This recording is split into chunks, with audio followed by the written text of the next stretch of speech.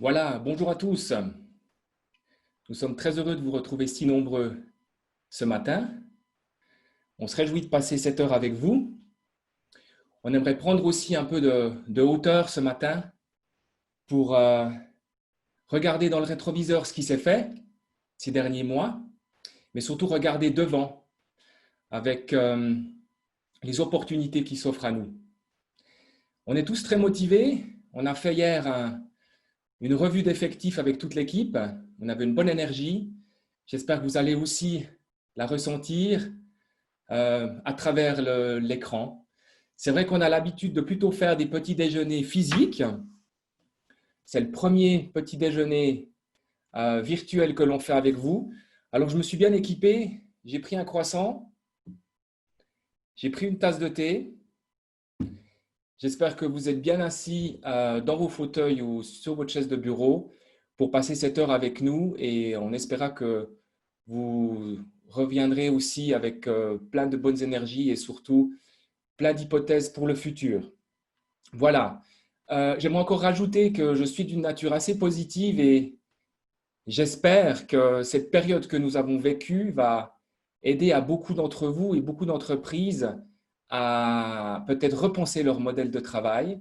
Et c'est ce qu'on va essayer ce matin avec vous tous de partager. On a une grande audience aujourd'hui, on est honoré en tant que promotion santé suisse de pouvoir accueillir autant de monde. On va essayer de créer une bonne dynamique autour de la gestion de la santé en entreprise et c'est une première réponse à tout ça. J'aimerais profiter de l'occasion pour remercier beaucoup Loïco avec qui nous collaborons sur ce webinaire. Un grand merci tout particulier à Marie et Saskia qui sont derrière les coulisses et qui ont fourni un gros travail pour pouvoir réaliser ce webinaire. Voilà, quelques informations avant de partir dans le vif du sujet. Vous avez l'opportunité de poser vos questions dans le Q&A qui se trouve en dessous de votre écran. Nous allons faire notre possible pour y répondre tout au long de l'événement. Nous avons également une table ronde à la fin et on espère que vous pourrez aussi y poser vos questions. Donc, n'hésitez pas à rendre la matinée interactive, ça sera d'autant plus intéressant pour nous tous. Voilà. Next. Nous allons passer au déroulement de la matinée. Je vais dans un premier lieu, en tant que promotion santé suisse, vous exposer un peu la situation du marché en Suisse en termes de stress. Nous avons ensuite Genève Aéroport qui viendra témoigner de ce qu'ils ont vécu ces derniers mois. Nous avons l'honneur d'avoir aussi Loïco ce matin avec nous qui représente les PME et qui nous expliquera comment une entreprise Holacracy est passée à travers ce tsunami. Nous avons également le CHUV qui est fraîchement labellisé Friendly Workspace qui nous parlera de la gestion de la santé dans un organisme hospitalier. Et nous finirons avec Virgin Pulse. C'est vrai que j'avais envie que l'on sorte un peu des frontières et que l'on découvre les tendances internationales en termes de gestion de stress, surtout après la période que nous avons vécue. Vous verrez, c'est très intéressant. Je vous encourage à rester vraiment jusqu'à la fin si vous le pouvez. Alors, promotion santé suisse, pour ceux qui ne nous connaissent pas, nous avons un mandat pour promouvoir la santé. En ce qui me concerne avec mon équipe, nous gérons la santé psychique et nous faisons en sorte d'aider les entreprises à se structurer pour vous permettre à faire le pas en termes de gestion de santé d'entreprise. Voici ici nos activités brièvement. Je vais m'arrêter sur trois composantes. La première, c'est la mise en réseau et les congrès. Ce matin est un exemple avec ce webinaire. On fait beaucoup de petits déjeuners pendant l'année. On a également des congrès et pour les entreprises labellisées, on crée une communauté autour de la gestion de santé en entreprise. Donc, si c'est des sujets qui vous intéressent, allez voir sur notre site internet, vous verrez les différents événements qu'on crée. Ensuite, je vais m'arrêter sur les formations continues. Si vous êtes intéressé à former vos employés, à créer une compétence interne, nous vous aidons avec des formations qui vous sont mises à disposition. Et puis, je finirai par le monitoring et les évaluations, vous le verrez après, on a quand même un rôle en tant qu'organisme national et on essaye de vous amener quelques tendances et statistiques en termes de santé publique. Alors, la définition du stress, ça me semblait important quand même de vous la montrer ce matin. Je pense qu'il ne faut pas sous-estimer la période qu'on a derrière nous. C'est vrai que beaucoup d'entre nous avons beaucoup travaillé depuis la maison. Il a fallu gérer la famille, il a fallu gérer le travail. Et ce retour au travail est important. On en a déjà passablement thématisé. On vous encourage à débriefer aussi avec vos employés parce qu'on le voit ici, quand il y a un déséquilibre entre les contraintes et les ressources, c'est là que ça devient dangereux et je pense que c'est important de le thématiser ce matin.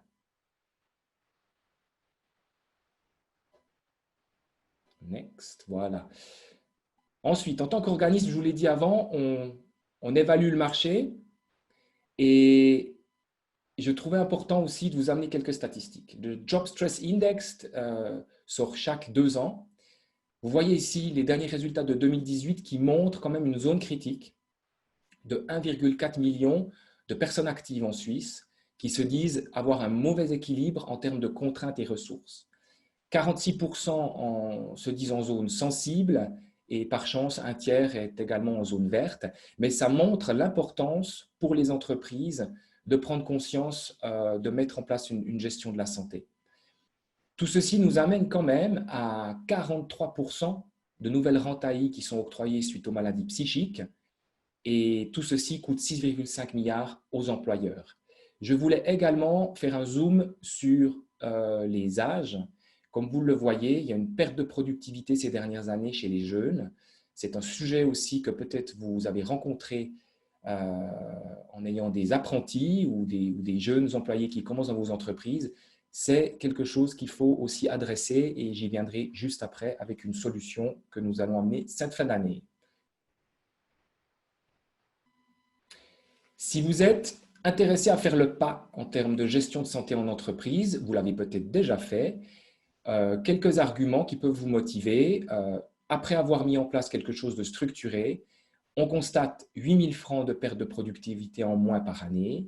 On constate 2,6 jours en moins d'absence par année et les collaborateurs se disent 25% moins stressés après les interventions.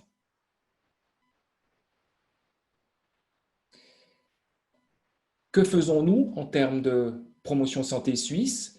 Alors, pour rappel, on est là pour vous soutenir et vous aider si vous souhaitez faire le pas.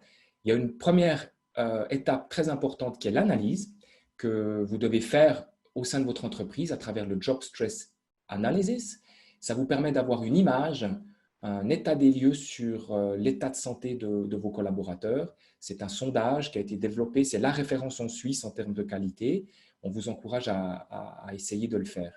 Ensuite, si vous souhaitez aller en direction du label Friendly Workspace, vous n'êtes pas obligé, vous pouvez mettre en place une gestion de la santé en entreprise sans forcément faire le label.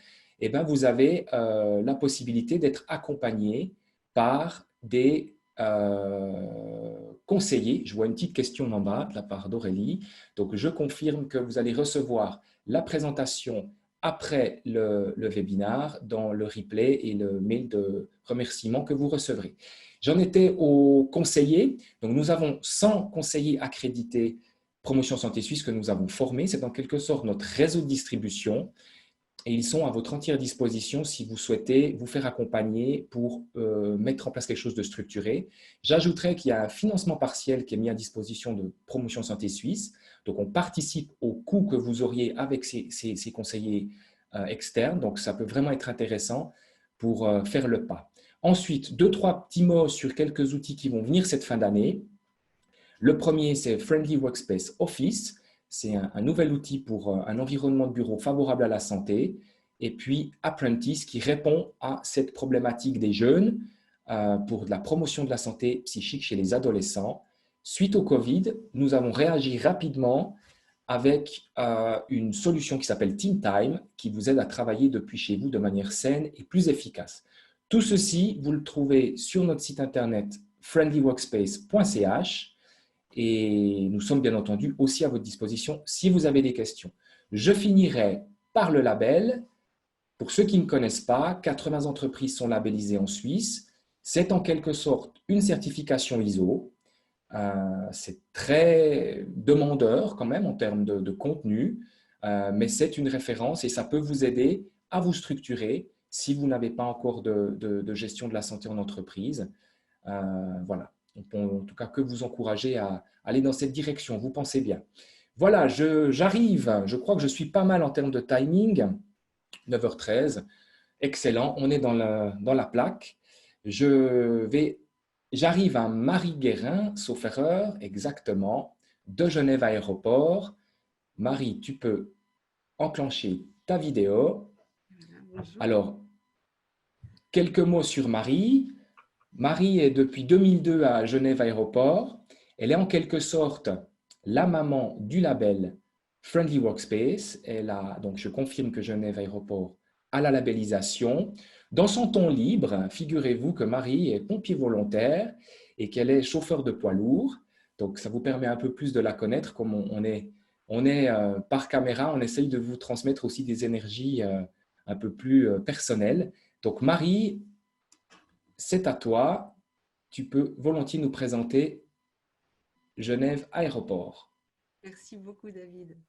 Alors, c'est une première pour moi et je suis ravie de pouvoir partager avec vous comment nous avons, ce que nous avons fait durant la gestion de cette crise, ce que nous faisons encore aujourd'hui, et puis vous dire ce qu'on en retire pour la suite. Alors, tout d'abord, Genève Aéroport en quelques mots. Bon, on a un site internet qui présente notre entreprise, mais peut-être vous dire quand même, si on passe sur le slide suivant, next. Merci. Genève Aéroport en quelques mots. Nous fêtons notre centenaire dans des conditions voilà, particulières, mais néanmoins importantes. Genève Aéroport, c'est un certain nombre de compagnies aériennes avec 149 destinations différentes.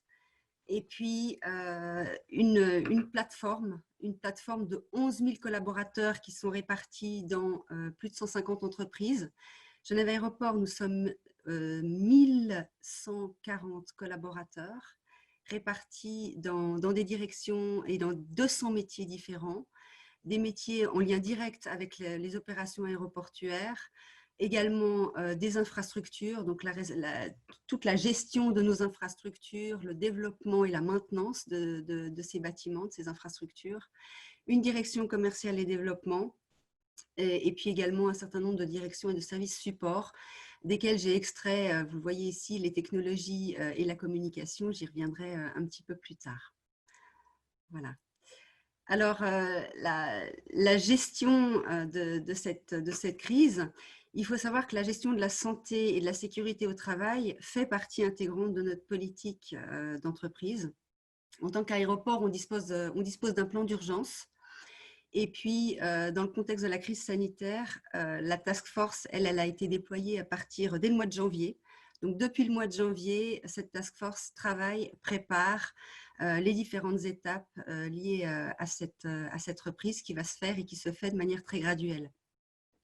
Alors, la complexité du site aéroportuaire, la photo le montre, c'est que nos avions, enfin les avions ont été cloués au sol, le sont encore pour une bonne partie d'entre eux. Et cette période d'hibernation n'a pas signifié que tout le monde était absent du site. Le site aéroportuaire, c'est une grande fourmilière où il y a des personnes qui doivent être présentes, qui doivent travailler, et il y a une cohabitation entre des passagers, du public, des collaborateurs et des passagers, des personnes qu'il faut protéger. Certaines personnes sont encore en RHT. Tout le monde n'a pas donc pu être mis en télétravail. Et puis la grosse complexité de cette task force, justement, ça a été de travailler sur comment va se passer cette reprise. Next. Alors, un certain nombre de mesures ont été mises en place, des mesures à la fois sur la protection des collaborateurs, des personnes, et puis des mesures organisationnelles. Alors, je ne vais pas passer en revue l'entier de ce schéma, mais quand même vous en faire ressortir les points principaux. Le fait de disposer d'un plan d'urgence et le fait d'avoir une gestion des risques qui soit formalisée à Genève Aéroport fait qu'on a assez rapidement et assez tôt pu disposer et établir une cartographie des différents métiers et déterminer quels étaient les métiers les plus exposés, les plus à risque. Et en fonction de ça, déterminer quels étaient les équipements de protection individuelle adaptés et à prévoir. Dans le cadre de la préparation de cette reprise, on a établi un plan de protection. Ce plan de protection, il a été jusqu'à étiqueter les capacités maximum des salles de conférence, les locaux de pause, les ateliers, les espaces de travail, réaménager les espaces de travail quand c'est nécessaire. Et puis, pour ce faire, on a beaucoup sollicité les chefs de service qui ont été très actifs, sans lesquels on n'aurait pas fait grand-chose. Parce que cette reprise, comme je le disais, se fait de manière graduelle. Et ceci implique qu'on a différents scénarios de reprise et on a besoin d'avoir au jour le jour la connaissance de combien de personnes vont être physiquement présentes sur site et ainsi pouvoir déterminer combien et quels équipements de protection individuelle fournir. On a pour ce faire organisé et mis sur pied un formulaire en ligne pour que justement, de manière automatisée, on puisse savoir combien de personnes sont présentes et quels sont les équipements à avoir. Et puis, toute la gestion logistique, évidemment, qui va derrière ceci. Les managers, on les a beaucoup accompagnés, on continue à les accompagner au travers de checklists, au travers de différents guides de bonnes pratiques, que ce soit sur la gestion des équipes à distance, que ce soit aussi sur comment préparer le retour au travail de leurs équipes. On a aussi mis en place un certain nombre de formations à distance, de modules très, très différents sur différentes thématiques pour continuer à maintenir la formation à distance.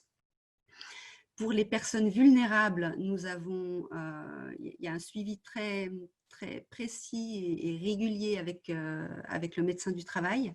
Nous avons à Genève Aéroport un médecin du travail à raison de 2 jours par semaine. Et puis en période Covid, il a été beaucoup plus disponible et présent pour nous soutenir dans ces différentes problématiques.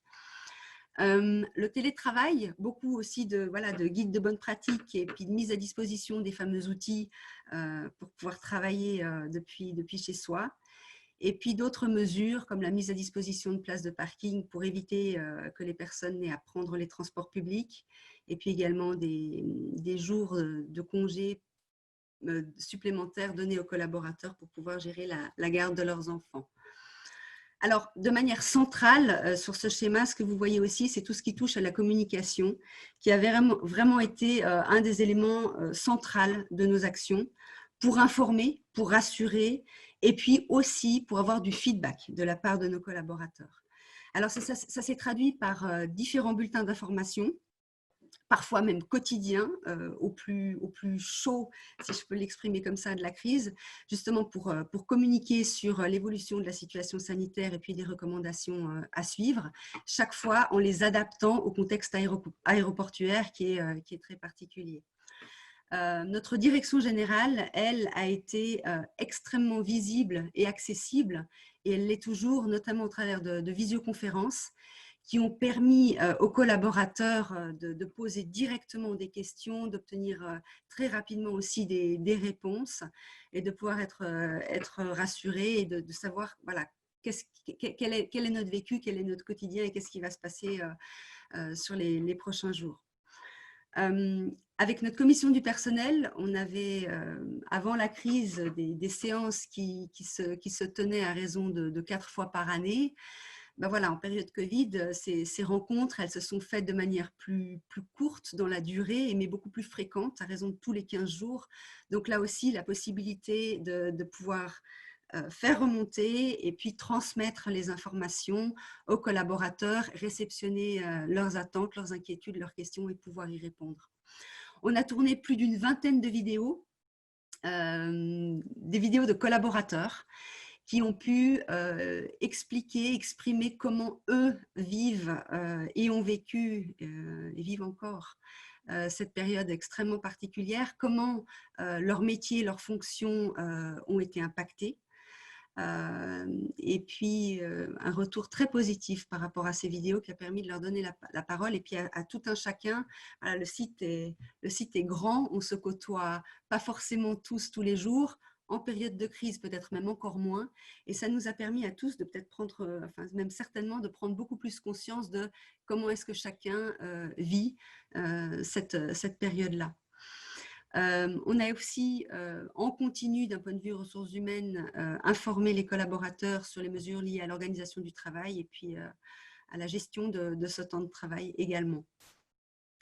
Voilà pour ce qui est des éléments, je dirais, principaux, nos actions principales qui ont été mises en place. Next.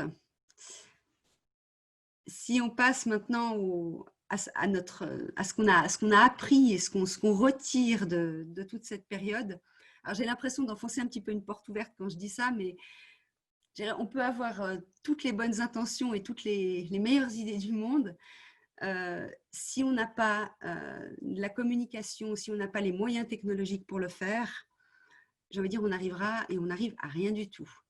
Donc, le pilier, les piliers pour nous durant cette période, c'est vraiment nos moyens de communication et ce sont vraiment tous les moyens technologiques qui ont été déployés. Je l'ai montré dans le tout premier slide où je montrais la répartition de nos effectifs. La communication et les technologies, en termes d'effectifs, ce ne sont pas énormément de personnes par rapport à la totalité de l'aéroport. Mais en tout cas, sans ces ressources-là, voilà, on serait vraiment arrivé à rien. Avant la crise, je dirais, il y a un certain nombre d'éléments qui en étaient à leur balbutiement. Et la crise a permis d'être un véritable accélérateur. Voilà, le travail à distance est un exemple en soi, la formation en ligne également. Donc, c'est des choses voilà, qu'on a vraiment boosté durant ces dernières semaines. Et puis, c'est des choses que moi, aujourd'hui, je considère comme des acquis, en ce sens qu'on ne reviendra pas en arrière et on ne va pas ralentir ce qui a été développé ces dernières semaines et qui nous a alors clairement montré que la notion de présentiel et la notion d'efficacité ne sont pas corrélées. On a eu des idées incroyables, des idées de génie et une efficacité assez remarquable pour beaucoup d'aspects, tout en étant absent physiquement du bureau. Voilà, voilà ce que je peux vous dire de nos enseignements.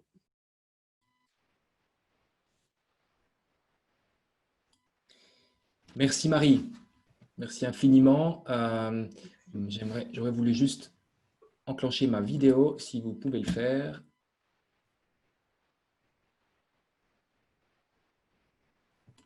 Voilà. Ça devrait venir. Super. Merci beaucoup Marie. Très riche ces enseignements. Moi, j'aurais une question quand même pour toi. Vous avez géré tant bien que mal cette situation. Comment vois-tu le futur modèle de travail? As-tu quelques indications, quelques hypothèses? Ça peut être aussi des hypothèses personnelles, hein. On est tout à fait conscient que ce n'est pas marqué dans le marbre. Mais voilà, je pense que c'est intéressant aussi pour tout le monde de voir le futur et imaginer comment vous pourriez travailler. Je ne vais pas faire, je pense, une grande déclaration d'intention, mais si je devais exprimer peut-être un point, ce serait peut-être aller plus dans du feedback immédiat. Je m'explique. Au travers de la communication qu'on a menée, qu'on mène, être beaucoup plus dans l'action et réaction, c'est-à-dire donner la parole aux collaborateurs et aller chercher comment ils perçoivent, comment ils comprennent, comment ils vivent ce qui se passe de manière générale au sein de l'entreprise. Je prends l'exemple des visioconférences qui ont été pour nous la possibilité d'avoir de manière rapide des personnes qui se sont manifestées, qui ont posé des questions, qui ont osé poser des questions. C'est des choses qu'on ne voyait pas forcément en présentiel dans une grande salle de conférence ou dans une salle de presse où face à une direction générale, on n'ose pas forcément prendre la parole. Et ce qu'on a observé, là, une visioconférence permet de poser des questions, quel que soit son travail, quel que soit son poste, quel que soit son service, quel que soit son niveau hiérarchique. Donc, j'ai observé que la notion de hiérarchie, elle s'est gommée au travers de ces moyens de communication. Donc ça, je pense que c'est quelque chose qu'on va clairement maintenir et encourager. Également aussi les sondages. On a eu pour habitude de faire des enquêtes à raison de tous les 2 à 3 ans. Alors, c'est bien de savoir ce qui s'est fait et comment on a vécu les 3 dernières années, mais quelque part, il y a 3 ans, le train a passé. La vision, la visibilité de qu'est-ce qui va se passer dans 2 ou 3 ans, c'est important, mais pour beaucoup, c'est pas facile et c'est voire pas possible de se projeter.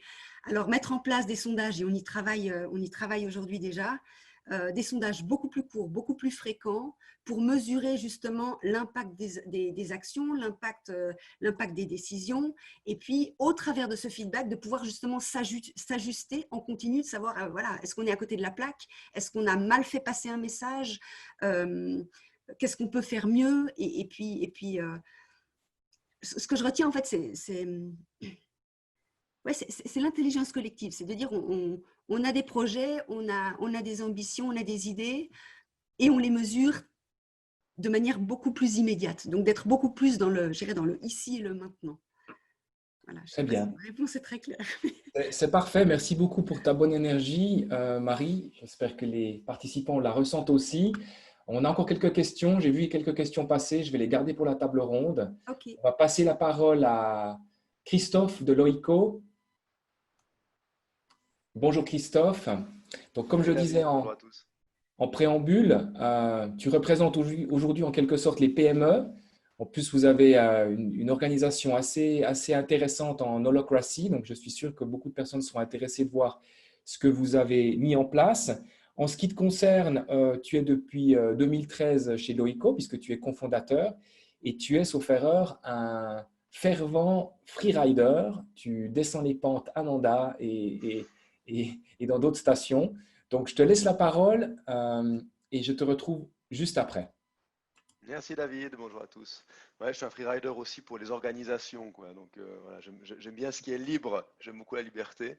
Et on va essayer de vous montrer ce que donne peut-être cette liberté dans des phases de crise.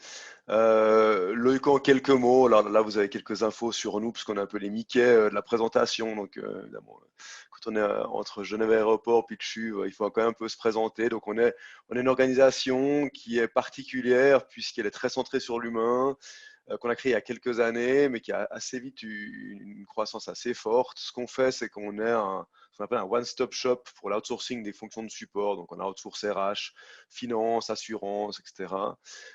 Et j'aime bien le dire parce que c'est quand même des métiers qui sont vécus et vus comme sérieux, dans lesquels le contrôle interne, normalement, est très, très important.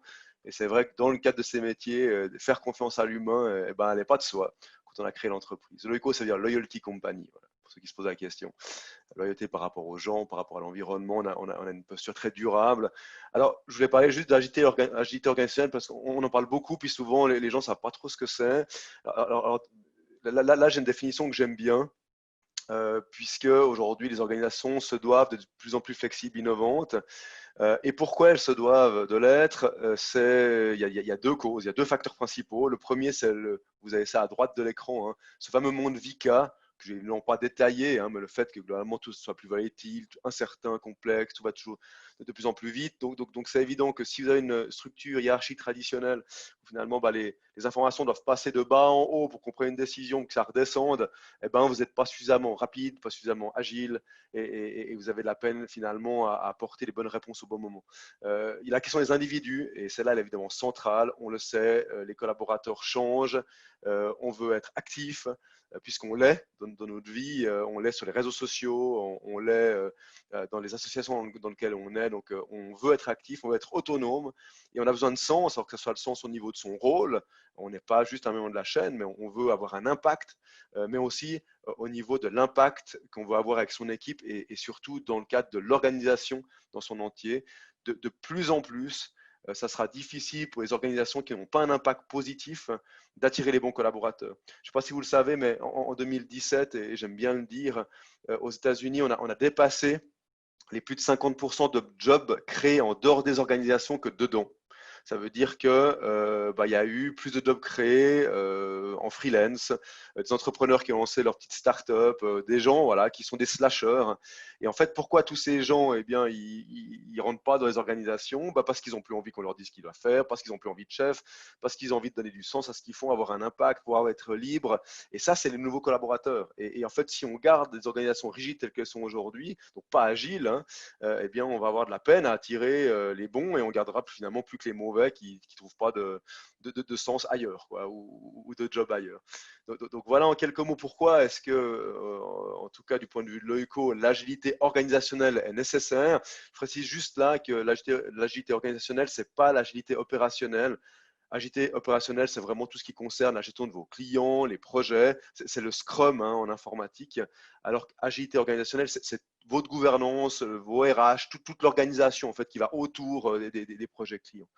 Je voulais évidemment un peu parler de confiance parce que c'est quelque chose qui pour moi me fait juste halluciner quand je regarde la plupart des organisations. C'est qu'en fait, on a construit nos organisations ces 50 dernières années sur le fait qu'on ne faisait pas confiance aux gens. Et j'ai toujours été, pour ma part, choqué de voir que l'entreprise, c'est le premier endroit après les jupes de sa mère où on vous dit à quelle heure on doit arriver, ce qu'on doit faire, comment on doit s'habiller. Donc en fait, on prend les gens pour des enfants et vu qu'on les infantilise, il ne faut pas après s'étonner s'ils agissent comme des enfants. Et si on doit du coup mettre en place plein de procédures et de trucs qui servent à rien et qui coûtent très cher pour contrôler le fait que vous avez une équipe d'enfants et pas une équipe d'adultes, quoi. Alors si simplement vous faisait le pari de la confiance, alors il est possible que 1, 2, 3% de collaborateurs qui, selon notre ami McGregor des années 60, eh ben, ont vraiment envie de faire faux. Il y en a vraiment relativement peu et donc essayent d'aller contre le système. En fait, pour ces 1, 2, 3%, on va embêter 97, 98% des gens dans l'organisation. Donc chez Loico, vous l'avez vu, on n'a pas d'horaire, pas d'obligatoire de travail, pas de dress code, on n'a pas d'objectif, on n'a pas de vendeur et on n'a pas de chef. Voilà, donc on s'est vraiment dit, voilà, on veut un environnement dans lequel chaque collaborateur peut être intrapreneur de sa vie chez Loico. On a été assez loin en 2018, parce qu'en 2018, on a choisi de supprimer la hiérarchie, donc supprimer notre direction, pour adopter un mode effectivement dérivé de holacratie, mais qu'on appelait l'oïcrocratie, simplement parce que holacratie, c'est protégé aux États-Unis, puis leurs juristes sont assez agressifs. Donc, si vous voulez essayer de dire que vous faites de l'holacratie sur votre site web, puis que vous n'êtes pas passé par leur voie de formation, vous pouvez vous faire taper sur les doigts. Et surtout parce que ce n'était pas tout à fait de l'holacratie, parce qu'on a un petit peu adapté à notre besoin. Alors, pourquoi est-ce qu'on arrivait à ça et ça, j'en parle juste 2 minutes. C'est que, en fait, quand on a créé l'entreprise, on était 1, 2, on a surtout commencé à 2, puis à 8, puis à 10. Et en fait, quand vous êtes peu, vous avez ce qu'on appelle l'intelligence collective. C'est-à-dire que les gens tirent à la même corde naturellement sans que vous ayez besoin de vous structurer. Pourquoi? Parce que tous les collaborateurs de l'entreprise disposent du pouvoir, puisque voilà, si ce n'est pas vous le CEO, le CEO il est assis à côté de vous, il dit on pourrait faire ça, puis on fait ça. Et puis il dispose aussi du savoir, parce que tous discutent autour de la table. Puis le problème, c'est que plus on grandit, plus pour des questions de coordination, finalement, on va créer des équipes avec des chefs d'équipe. Et donc, mécaniquement, vous allez éloigner les gens du pouvoir et du savoir. Et mécaniquement, vous aurez des gens qui vont se désengager un petit peu. Alors, pas complètement, hein, mais qui vont être moins engagés que dans la phase start-up où voilà, on est une équipe, puis on serre les coudes, quoi. Voilà. Et quand on a vu ça, on l'a vu au mois de, à peu près en 2016-2017, on était une cinquantaine de collaborateurs. Et là, on a vu ce qui se passait. Et on s'est dit, non, on ne veut pas de ça chez nous. Donc, on a supprimé la direction pour la logocratie. On peut en parler à la table ronde, je ne vais évidemment pas aller dans les détails de ce qu'est la leucocratie, ce n'est pas le but ici, mais une chose qui est importante, c'est qu'en fait, on a des rôles qui sont confiés à des collaborateurs, et sur ces rôles, les collaborateurs ont l'autorité. Donc, ils peuvent décider, choisir, selon un processus qui est fixé dans une constitution, qui est un ensemble de règles que tout le monde doit suivre. Voilà. Et puis, on a une stratégie qui est collective, c'est-à-dire que la stratégie, elle est co-construite en mode nuée d'oiseaux, c'est-à-dire que chaque équipe dit « moi, je vais dans ce sens-là », et puis du coup, les autres équipes s'adaptent en fonction des équipes qu'ils ont à côté, donc ce n'est pas une stratégie qui est fixée de manière top-down. Voilà, puis après, on a une organisation qui ressemble à ça. Ça, c'est un outil bernois qui s'appelle Peerdom, qui est hyper chouette. Donc c'est pas, il y a une structure qui est très forte. Hein. Vous avez plus de structure dans une holacratie que dans une organisation traditionnelle où finalement, quand on ne sait pas trop, on s'en remet au chef, puis ça s'arrête là. Quoi. Et puis, je voulais juste dire 2 mots à propos de digitalisation, parce que nous, on s'est digitalisé depuis le début, du moment qu'on a créé l'OECO, on avait un environnement virtuel, tout le monde pouvait travailler depuis la maison. Évidemment, ça nous a sauvés dans ce mode de crise. Mais il y a une chose qui, pour moi, est très, très important, c'est le fait d'avoir une communication, et ça a été dit tout à l'heure, notamment par Marie, hein, une communication qui est ouverte, fréquente, dans laquelle on n'a pas de hiérarchie, mais dans laquelle finalement les rôles se gomment pour aller vers une logique vraiment de partage, d'information, d'expérience, et de faire sentir que l'entreprise elle est là, qu'on est une équipe. Et dans ces phases justement où les gens étaient à la maison, c'était hyper important qu'on soit dans ces modes de communication digitale fortes. Nous, on utilise Teams, ça, vous avez vu le petit logo qui était là en haut à droite. Et c'est clair que si on n'avait pas utilisé Teams avant la crise, peut-être que le fait de se dire maintenant, ça serait quand même bien qu'on mette en place un outil pour communiquer entre nous, c'est clair que ça aurait été peut-être difficile de le faire pendant la crise. Alors, la crise survient. Nous, on n'a pas été tellement touché par la crise finalement parce que le Comet, il était déjà pas à la maison, il reste un peu plus, sa communication fonctionne, l'environnement est digitalisé, donc c'est égal qu'on soit à la maison, etc. Nous, depuis le 8 mars, les premiers sont partis, puis au 16 mars, tout le monde était à la maison jusqu'au 11 mai, on a commencé à avoir certains collaborateurs qui revenaient. On a fait des enquêtes clients qui ont montré qu'en fait, les clients ne voyaient pas de différence. Les rôles sont autonomes, donc ils continuent de fonctionner. Les décisions continuent de se prendre dans les équipes, donc en fait, ça n'a rien changé. Et puis surtout, parce que moi, j'ai vu pas mal d'entrepreneurs qui disaient « Ouais, mais bon, cette crise, moi, je voyais plus mes gens. » Et en fait, c'est surtout eux qui se plaignent parce que vu qu'ils aiment bien avoir le contrôle et la main sur les gens, là, ils n'étaient pas là, donc ils ont bien dû lâcher un petit peu la bride. On espère que cette bride, ils vont continuer de la lâcher après la crise. Et puis, alors, tout n'est pas rose. Évidemment, on est agile, mais on a quand même subi cette crise sur certains points. Notamment, on a fait une enquête début mai qui a eu un fort taux de participation. Donc, on est 100 collaborateurs chez l'OECO, donc 90 ont répondu. 77% nous ont dit qu'avant le confinement, ils avaient déjà eu télétravail. Donc voilà, on se disait, la plupart sont habitués, il n'y a pas de problème, etc. Et malheureusement, 38% nous ont dit qu'ils avaient des maux physiques, donc ils avaient mal au dos, à la nuque, etc. Donc on a quand même des gens qui pour beaucoup sont blessés hein, dans leur physique. Et puis 20% nous ont dit qu'ils étaient vraiment déprimés, quoi. Vous imaginez qu'il faut accompagner tout ça quand on sort du confinement, parce que sinon, on a une équipe qui ne va pas bien et il faut vraiment l'accompagner. Mais heureusement, Promotion Santé Suisse est là pour nous aider. Voilà. Et puis, vous avez lu ce qu'on devait retenir de la crise. J'en ai terminé, cher David. Désolé d'avoir pris un petit peu plus de temps. Et je vous laisserai lire mon résumé en 3 points. Pour quand même souligner, parce que souvent les gens me disent ouais mais bon en fait finalement vos trucs sans chef et sans hiérarchie, ça c'est pas organisé. Mais non, mesdames et messieurs, les modèles agiles c'est pas la fête du slip, c'est quelque chose qui est hyper structuré et coordonné, et on peut pas juste décréter le fait qu'on se prie la hiérarchie et puis laisser faire quoi. Voilà. Merci Christophe pour ton franc-parler, c'est vraiment très intéressant. J'ai beaucoup aimé ce que tu as dit sur l'agilité.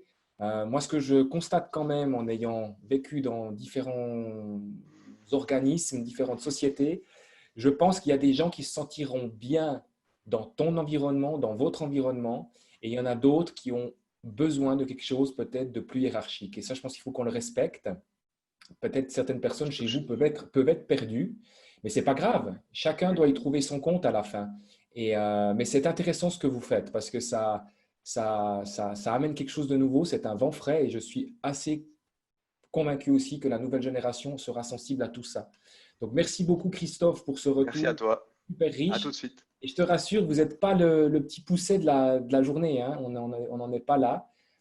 Chacun a son droit de parole et aussi, bien entendu, à son importance. On est pas mal en termes de timing. Je rappelle qu'on voit bien des questions arriver. Je les garde un peu pour la table ronde. Donc, faites-vous pas de soucis. On va essayer de les traiter toutes. Nous passons à Maude, qui est donc chargée de projet qualité de vie au CHUV. Maude, c'est un grand plaisir de t'accueillir ce matin avec nous. Le CHUV est fraîchement labellisé Friendly Workspace ce début d'année. Donc, on a beaucoup travaillé aussi ensemble pour la gestion de la santé en entreprise juste avant le Covid. Maude, ça fait 6 ans qu'elle est au CHUV. Elle est passionnée de gestion de santé en entreprise. C'est un peu son bébé. son deuxième bébé. C'est Euh, ça. c'est ça. Et puis, l'année passée, non, c'est pas vrai, en 2019, elle est montée l'Everest, Maud. Donc, Non, j'étais au camp de base, au camp de base. comme base, là, c'était Déjà pas mal. c'est déjà excellent. Et je crois que Ouais, tu as pas mal de projets pour le futur. Mais oui. ceci étant, on te laisse parler du CHUV. Je te remercie par avance et je te retrouve juste après. Oui. Alors, je veux juste préciser par rapport au label que nous avons mené ce projet à deux, donc avec ma collègue Sonia Ratel-Tingli qui travaille au Centre des formations. Nous sommes les deux mamans du label. On a vraiment porté le projet ensemble. Je pense que c'est important de le préciser. Sonia, je t'enverrai cette vidéo. J'espère que tu vas bien.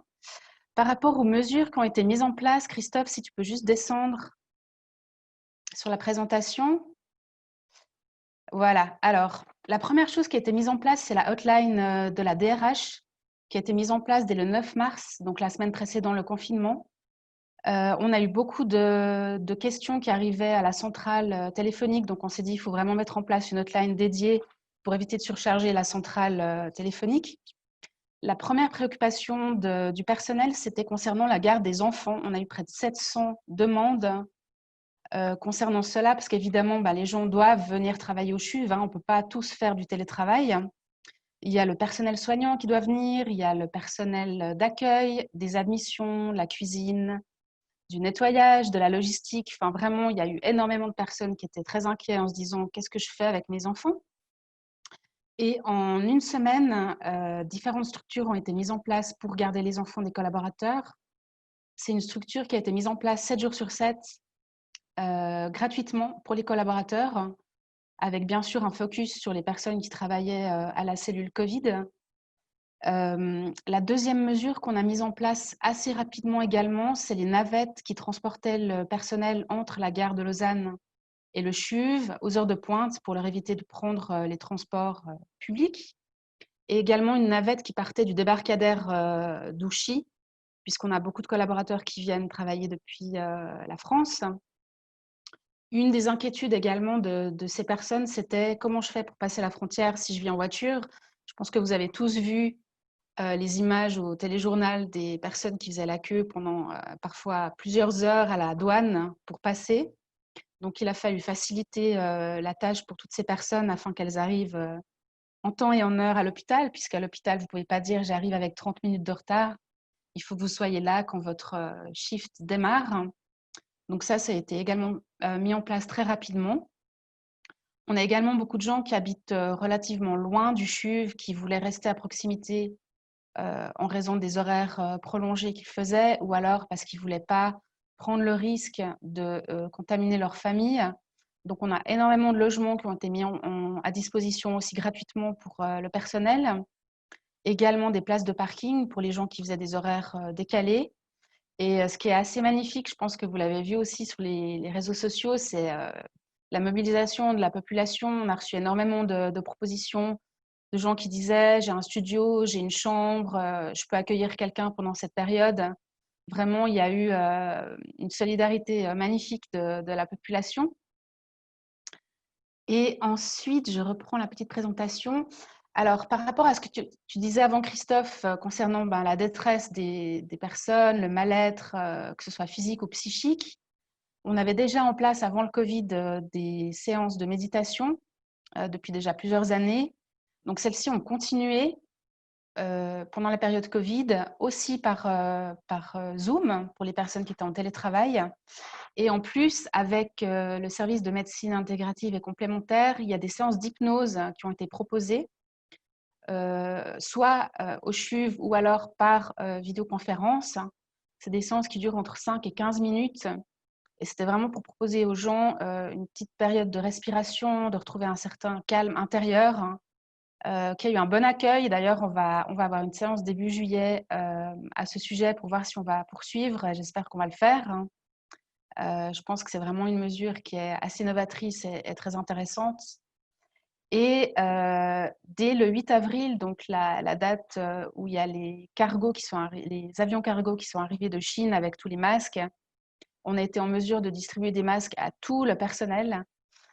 Pour ceux qui ne comprendraient pas et qui se diraient « mais enfin, à l'hôpital, tout le monde porte déjà un masque ». Oui, au bâtiment hospitalier, tout le monde porte un masque, mais il faut savoir que le CHUV, c'est différents sites. On a également des sites purement administratifs, en fait, où on n'a pas du tout de contact avec les patients. Mais là, on a également reçu tous des boîtes de masques. On a reçu du gel hydroalcoolique avec un petit mot personnalisé de notre directeur général en nous remerciant de notre engagement. Et le petit bonus, c'est de la crème pour les mains, puisque le gel hydroalcoolique laisse des traces, n'est-ce pas? On a tous un petit peu marre, mais on va poursuivre encore pendant plusieurs mois, donc autant s'habituer et prendre soin de nos petites mains. Et qu'est-ce que j'ai oublié, David? Je crois que j'ai tout dit.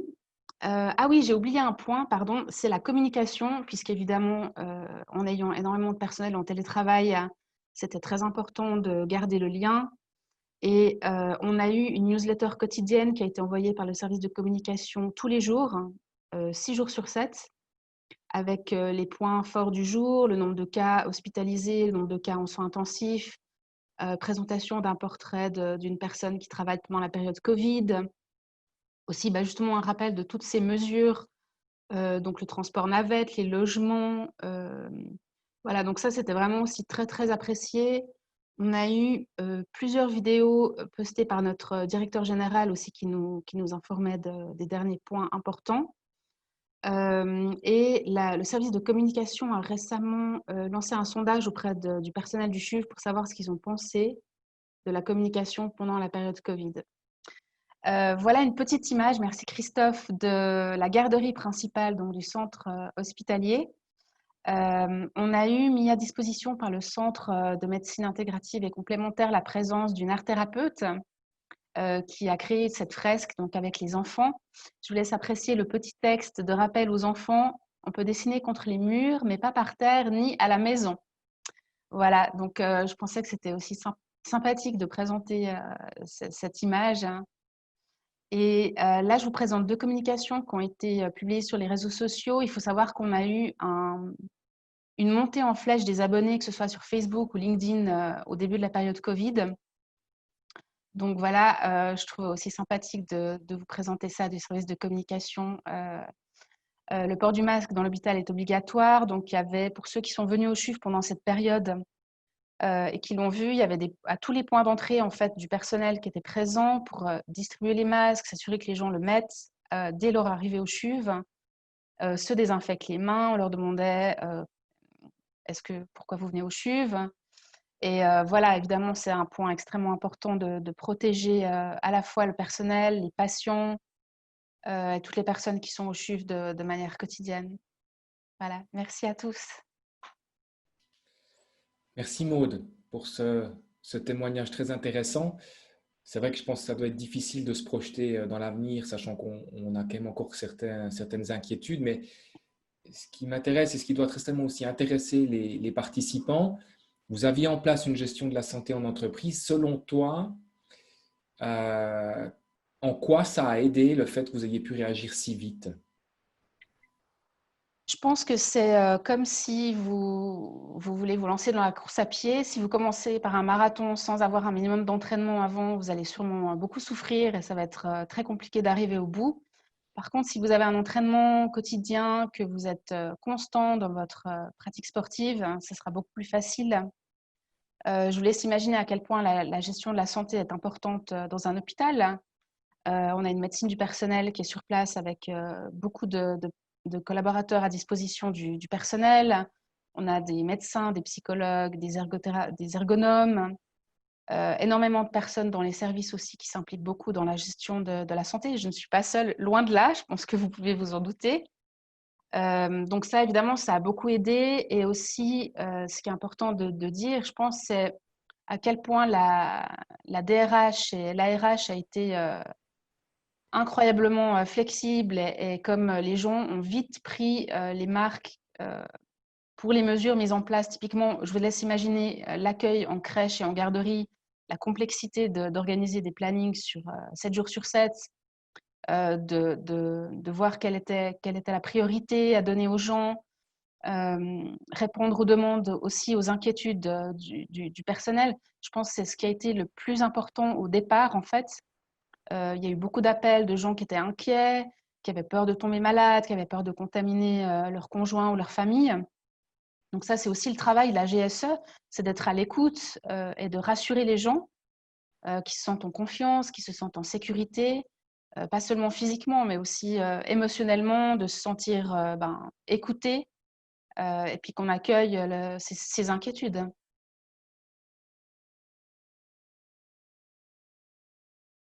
David? J'ai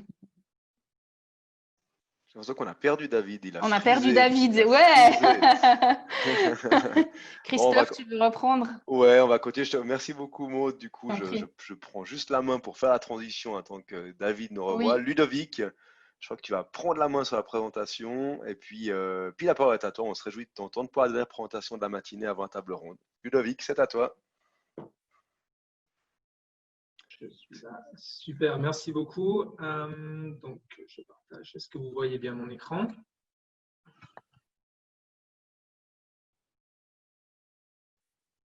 C'est parfait, excuse-moi. C'est parfait, Ludovic. Pas de souci. Il fallait bien qu'on ait un ou deux problèmes techniques quand même aujourd'hui, sinon ça n'aurait pas été normal. Donc, bonjour à tous, Ludovic.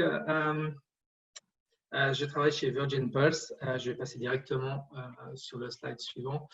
Donc, qui est Virgin Pulse? Vous ne nous connaissez probablement pas, mais malgré tout, on est le leader mondial de la santé et du bien-être en entreprise. On a une présence globale sur différents marchés. Donc, on existe depuis 16 ans. On a plus de 4000 clients à travers le monde. On est présent vraiment de manière globale. Et pour la petite info, on a environ 100 clients en Suisse et à peu près 15 à 20 clients en Suisse romande. On est plutôt axé sur la Suisse alémanique pour l'instant. Et qu'est-ce qu'on fait concrètement? Juste pour vous donner une petite idée très rapide, ce n'est pas le but aujourd'hui de ce webinaire. Donc, en gros, on offre une plateforme digitale qui va vous permettre de gérer, qui permet aux RH, aux entreprises de gérer de manière globale et holistique la santé et le bien-être de leurs employés. Avec, on va adresser justement tout ce qui est santé mentale, physique, le bien-être financier qui est un sujet tendance qui augmente de plus en plus ces derniers temps, notamment avec la crise. Et voilà, donc on a des solutions digitales, on peut intégrer des coachings, des live coaching, des systèmes de récompense. Voilà ce qu'on fait de manière générale, juste pour vous présenter rapidement une image de Virgin Pulse. Donc moi, chez Virgin Pulse, je suis responsable de tout ce qui est des partenariats internationaux.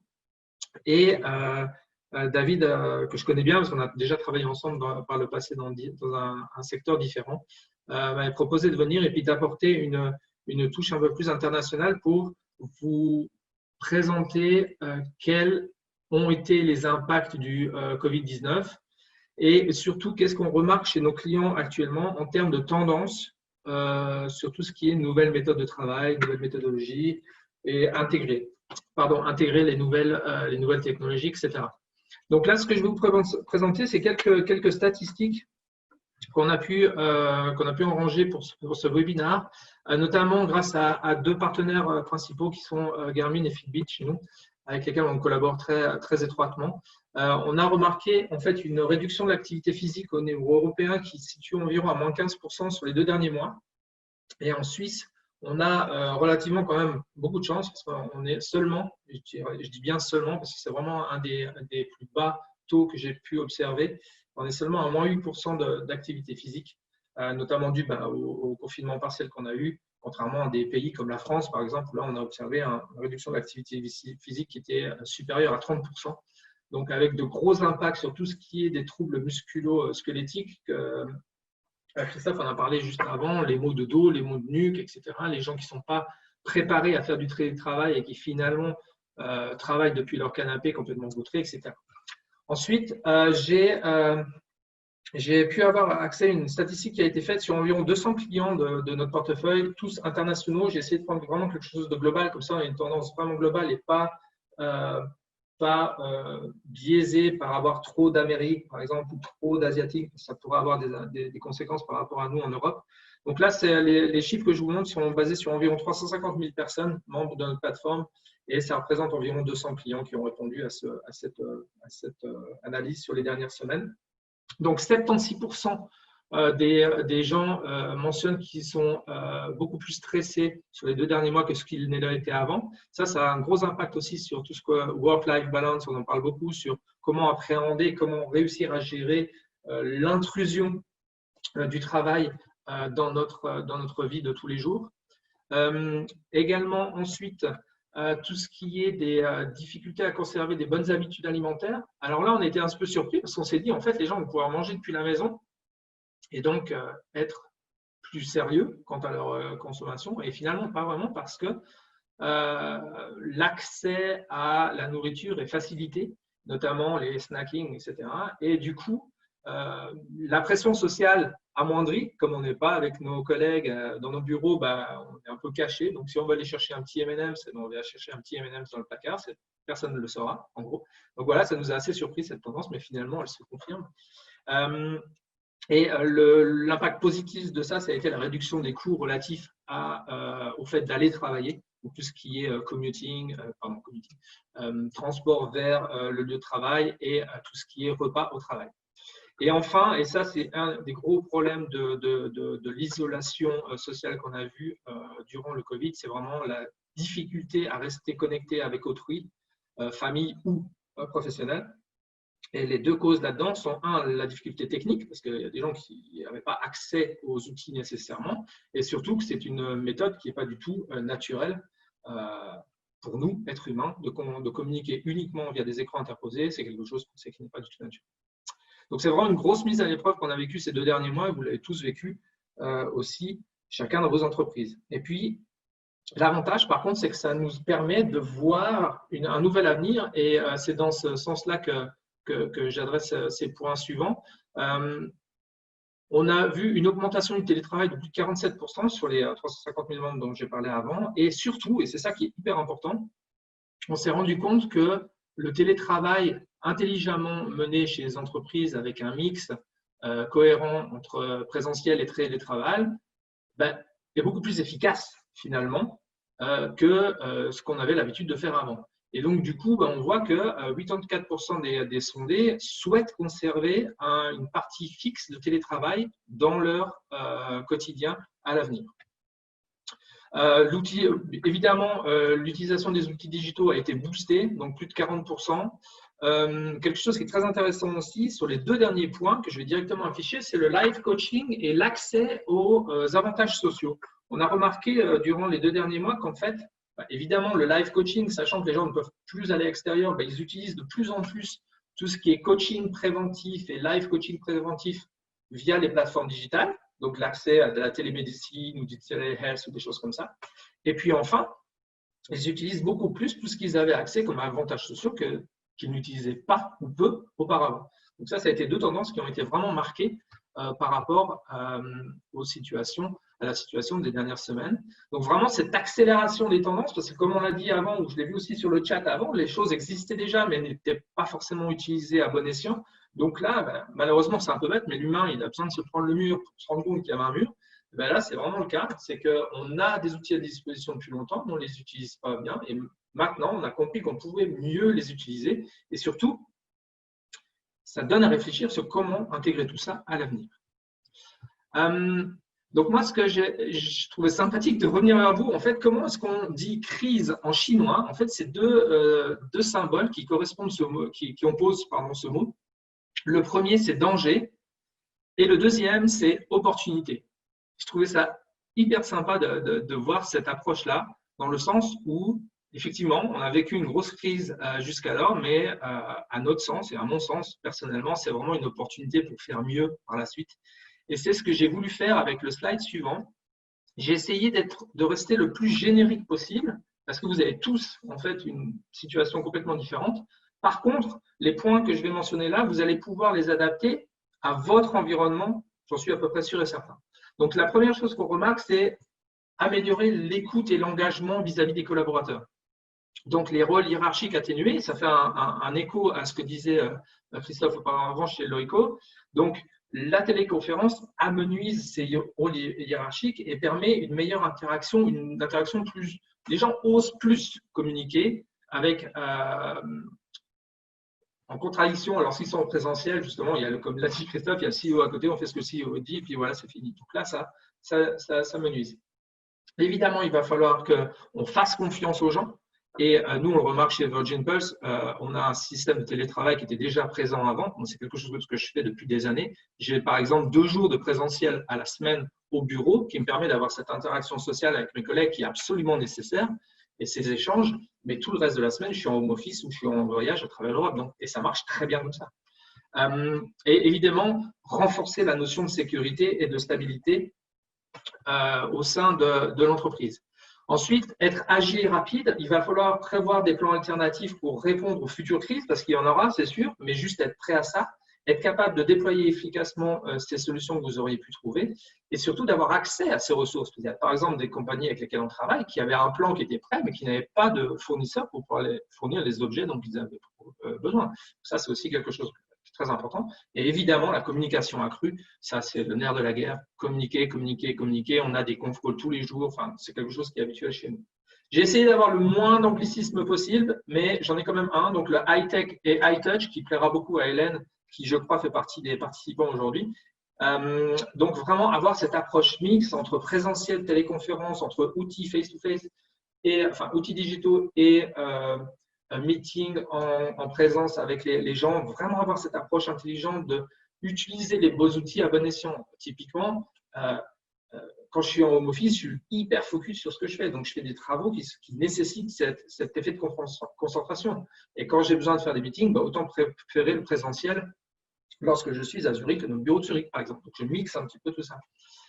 Écrémer les méthodes, c'est vraiment important. On essaye, on regarde si ça fonctionne. Si ça ne fonctionne pas, on passe à autre chose. Voilà, il faut être dynamique dans cette approche-là. Atténuer le clivage, on voyait encore beaucoup. Je veux dire, on parle de work-life balance, mais c'est faux. Je veux dire, en plus, maintenant, avec les outils digitaux, on est de plus en plus mixés. On est tous s'entrechoquent. On vit 24 heures sur 24. 7 jours sur 7, on est impliqué dans le travail de cette manière-là. Donc, le clivage, à mon sens, n'existe plus et devra être atténué par la suite, mais de manière intelligente.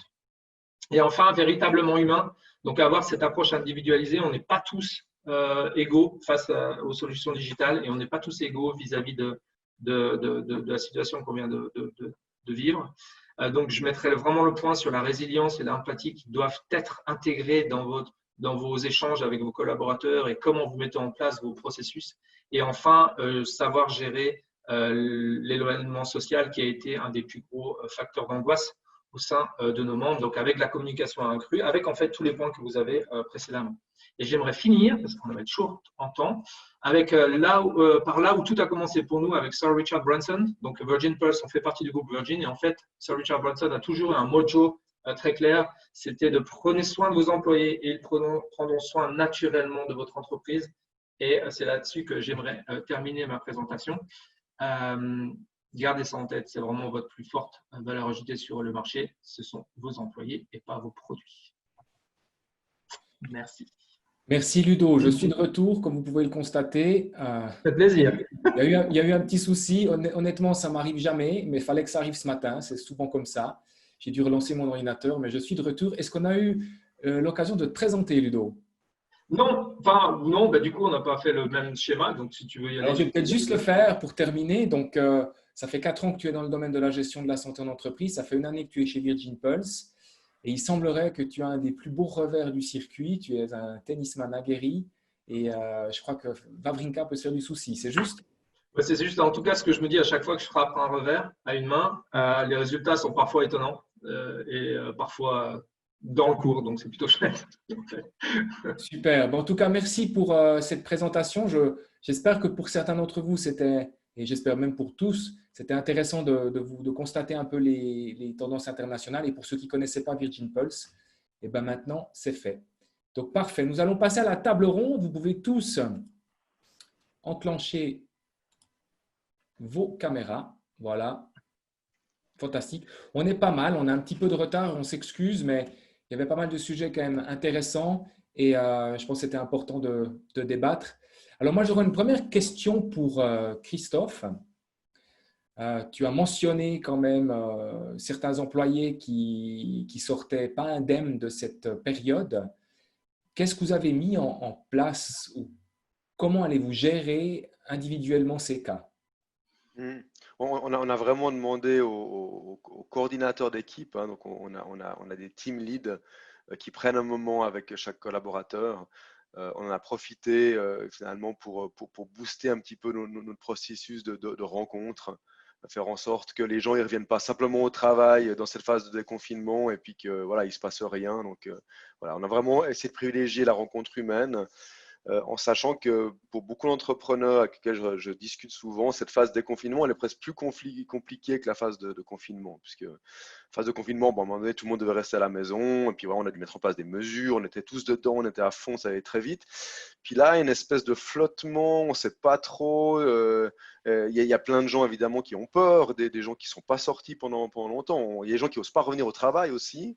Donc vraiment, cette phase, elle est plus compliquée. Alors, je ne sais pas ce qu'en pensent mes collègues, mais elle nous semble, nous, plus compliquée que la phase de confinement. Finalement, on a dit, bon voilà, vous êtes en télétravail, vous êtes tous à la maison, de toute façon, vous êtes préparés pour ça, puis on vous accompagne s'il y a des problèmes techniques, globalement. Donc voilà un petit peu ce que nous, on a mis en place, puis les interrogations pardon, qu'on a à ce jour.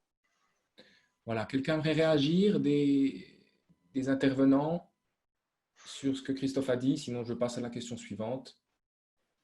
Ça m'a l'air d'être bon. Alors, une question que j'ai vue aussi passer, moi j'ai un avis assez clair là-dessus, mais ça serait intéressant de vous entendre. Les gens se posent la question, ok, télétravail, on continue d'en faire. À quel niveau par rapport à la présence au bureau? Quel est selon vous le bon mix dans le futur? C'est vrai que c'est différent la façon dont on gère un hôpital, Maud, hein. On ne peut pas forcément comparer ça au monde de l'entreprise, mais vous avez très certainement une idée sur cette question-là. Marie, tu veux commencer ou Maud? Marie, vas-y. Seulement. Alors, il y a des fonctions déjà qui le permettent, d'autres qui ne le permettent pas. Et je pense que c'est une question, pour les fonctions qui le permettent, c'est une question d'équilibre.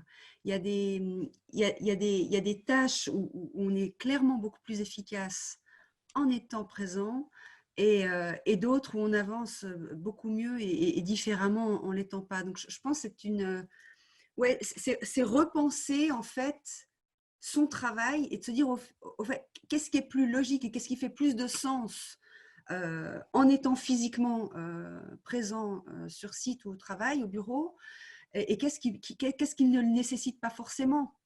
Je pense que c'est une question d'équilibre. Ok. Et de Maud? confiance, évidemment, qui va avec. Oui. Maud, tu voulais dire quelque chose? Bon, nous, on avait déjà une politique de télétravail qui était bien mise en place depuis longtemps. On a une directive sur le télétravail. Maintenant, c'est sûr que ce qui a été particulier, c'est d'être autant en télétravail. Après, j'ai quand même des collègues qui étaient au bureau au niveau de la direction et de l'administration des ressources humaines. Comme le dit Marie, c'est une question d'équilibre. Moi, ce que je peux vous dire, c'est que depuis quelques semaines, il y a de plus en plus de gens qui reviennent au bureau avec le masque, bien sûr. On n'a pas eu besoin de dire aux gens, maintenant vous revenez au travail, ils l'ont fait spontanément. Je pense que tout le monde en avait envie. Ça fait aussi du bien au moral de revoir ses collègues, d'être sur le site, en fait, de pouvoir échanger. Et puis, clairement, ça s'est fait naturellement.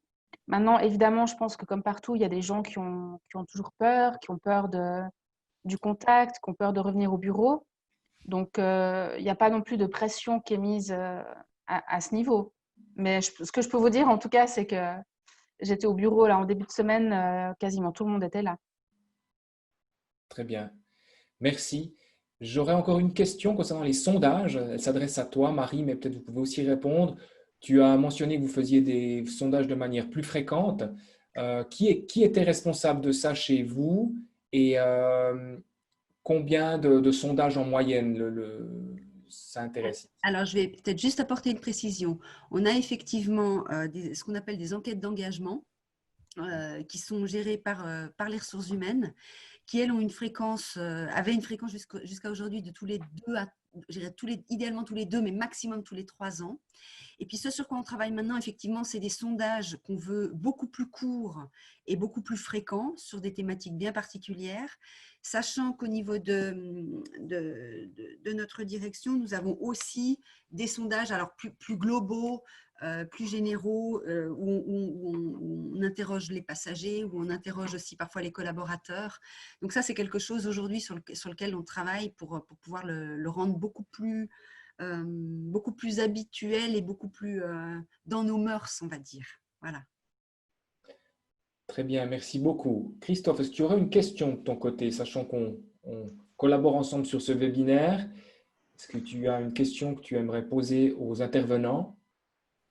Ouais, je crois que j'ai vu passer une question notamment sur les bonnes pratiques. Tu as posé la question au tout début, mais voilà, comment vous accompagnez les gens qui reviennent.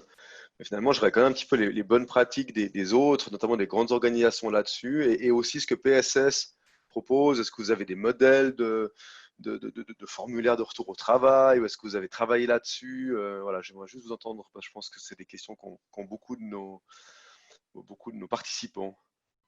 Alors, je sais pas, est-ce que moi, je peux peut-être donner vas-y, aussi… Ouais, parce qu'en fait, on a vraiment eu un guideline, une guidance en fait globale par rapport à ça. On suit, on a une macro-vue, si vous voulez, des bonnes choses à faire chacun dans nos pays, mais en plus, on a aussi les ressources humaines qui adaptent ça de manière locale par rapport aux conseils fédéraux. Et nous, typiquement, on doit passer un examen avec un médecin qui va valider qu'on est en état de pouvoir revenir au bureau. Et en fait, on a en plus 3 trainings à suivre internes qui ont été développés en collaboration avec différents coachings qui vont en fait nous vérifier qu'on a bien perçu et compris ce qu'étaient les bonnes pratiques de retour au travail après Covid, et notamment tout ce qui est distance sociale, distanciation sociale, laver les mains, comment se comporter, etc., etc., etc. Et si on n'a pas ces deux labels, on va dire, pour nous, on n'est pas autorisé à revenir au travail. Donc, c'est quelque chose qui est hyper réglementé. Et typiquement, on a 3 phases de retour. Moi qui habite en Suisse romande et qui participe qui va jusqu'au bureau de Zurich, je ne suis pas dans la phase prédominante de retour au travail. Je pense que je ne vais pas y retourner avant août, voire septembre, c'est probable. C'est plutôt les gens qui habitent autour du lieu de travail qui vont commencer à revenir là-bas. Donc voilà, pour vous donner un exemple de ce que nous, en tant qu'employeurs, en fait, on a chez nous. Merci Ludo. Je peux peut-être réagir en termes de promotion santé suisse pour donner quelques idées de ce qu'on a mis en place. Donc, on a défini un nombre maximum de personnes par jour par bureau. On a défini des listes en fonction des équipes. On a aussi défini des jours fixes où telle équipe est présente au bureau de Berne. Pour ma part et avec mon équipe, mais également avec une équipe avec qui on travaille beaucoup, on a fait cette semaine… on s'est retrouvés et on a fait une sorte de team building pour essayer un peu de briser la glace et de ramener un peu d'humanisme là au milieu. Ça nous semblait important. Je pense que si je peux donner un conseil, il faut être le plus authentique possible. Il ne faut pas hésiter de parler aux gens. On a le droit de leur poser la question aussi comment ça s'est passé. Ils ne vont pas forcément vouloir nous dire, mais s'ils se sentent bien dans l'environnement de l'entreprise, je pense que ça se passera mieux. Après, il faut aussi respecter que certaines personnes sont peut-être avec des personnes à risque. Et puis, je pense qu'on a quelques mois devant nous pour y aller step by step. Voilà ce que je pourrais dire de mon côté. David, Merci. je rebondis sur ce que tu dis. Marie, ouais. Aussi, on travaille sur maintenir le contact et rester proche. Donc, avec notre équipe de formation, c'est aussi vraiment justement sensibiliser en continu les managers sur garder le lien, qu'on soit physiquement présent ou pas, et réorganiser ce retour sur site de manière progressive sous forme de tournus pour que les gens se revoient petit à petit. Et pour parler de l'équipe RH elle-même, lundi dernier, on était pour la première fois, on est venu, certains étaient physiquement au bureau, d'autres pas, mais ils se sont juste déplacés. On a réservé une grande salle de conférence pour ce faire. Et on a fait un petit buffet canadien pendant 1 heure. Et c'était, c'est une chose toute bête, mais qui est extrêmement importante de reprendre contact, quel que soit le moyen. Merci beaucoup, Marie. On arrive au bout. On ne va pas retenir notre audition, ou plutôt nos auditeurs, plus longtemps. On est à 10h15. Moi, j'aimerais vraiment dire un grand merci à tous les intervenants, à l'équipe Loïco. Ça nous faisait extrêmement plaisir en tant que Promotion Santé Suisse de faire ce premier webinaire. On espère que vous avez apprécié. On vous informe que le webinaire va passer en replay. Vous allez recevoir un mail avec un petit sondage. N'hésitez pas aussi à y participer. On veut apprendre. On a envie de continuer de parler de cette thématique de la gestion de la santé au travail dans le futur. Donc, n'hésitez pas à nous faire part de vos commentaires. On espère sincèrement que vous avez beaucoup apprécié. Je m'excuse d'être parti pendant quelques minutes, mais je suis de retour. Et puis, l'énergie était bonne et continuez tous de prendre soin de vous et de faire en sorte de trouver un bon mix dans le futur entre télétravail et une présence au bureau. Voilà. Je vous remercie à tous. Merci. Merci. Je vous dis à la prochaine et passez À bientôt. été. Merci, À à tout bientôt. bientôt. Merci, Au au revoir. revoir. Au revoir. Au revoir, merci. All we need, good things, good things, good things. Till now we go on.